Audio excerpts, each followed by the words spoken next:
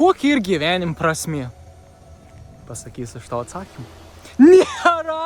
Nėra jokios prasmės. Jokios prasmės. Ir negalvok tai negatyviai, kad čia, oi, nėra prasmės ir vis varyk kažko daryk. Ne, tu duodi prasmę, tu duodi reikšmę viskam.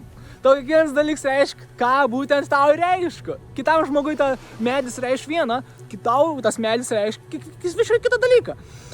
Tu duodi reikšmę gyvenimui ir prasmę gyvenimui. Bet jeigu dar galėsim, tu bandysi paklausti vėl, nu gerai, Justa, nu kokia reikšmė, nu aš suprantu, daug aš pats, nu bet daug man kažko specifiškiau. Nu gerai, daug aš tau, jeigu tiek jau išprašė, nors aš pats čia išprašiau. Prasmė gyvenime yra būti savim, būk tai, kas esi tu. Gyvenim prasmė yra būti 100% autentiškiausia versija, kas esi tu.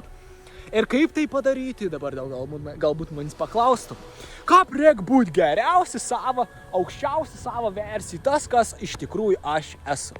Nebeapgaudinėk savęs, pradėk daryti tai, ko tu iš tikrųjų nori daryti, o ne ko tavo ego saka. Užsiimk savo aistrą, daryk kažką, kas tai visų jaudin, daryk kažką, kas turi bent jau 1% daugiau susidomėjimo nei kažkas kitas. Čia ir dabar, šiuo momentu paimk ir pradėk tai daryti. Kas tau ir smagu. Būk savim. Nedaryk to, kas tau nėra smagu. Nesakau, kad neik į darbą dabar. Aišku, mes turim atsakomybės, mes turim vaikus, mes turim darbus, mes turim mokesčius mokėti, bla bla bla, viskas ir savaime aišku. Bet kai tu tame dalyke nebūni, kai tu turi laisvą laiką, nes tikrai aš žinau, kad tu turi to laiką, nemeluok, kad tu neturi laiką. Jeigu kažkam reikia, visą laiką tu rasi laiko. Tas ir yra. Laiks neegzistuoja iš tikrųjų. Tai mes turim begalybę laiko. Pasiimk ir užsiimk savo aistrą. Būk savim, būk autentiškiausia savo versija. Tokia yra gyvenimo prasmė. Būti savim, būti savo tikrąją versiją. Mes kiekvienas šitoj visai visatoj turim savo unikalią srovę, kuri mumis nuved ten, kur mažiausiai pasipriešinimų yra.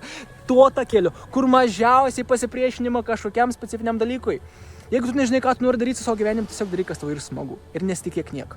Daryk tai, kas ir tavo ir kas tai visų jaudin kiekvieną sekundę labiau nei kažkas kitas.